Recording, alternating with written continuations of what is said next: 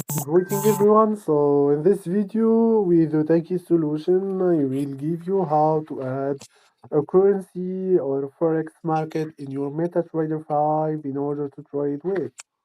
So we hit the plus here. Let's say we will add a gold market. So in order to can trade it.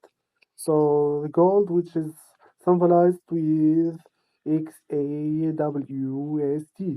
Then you type it, it will be checked that it is added to your account as market.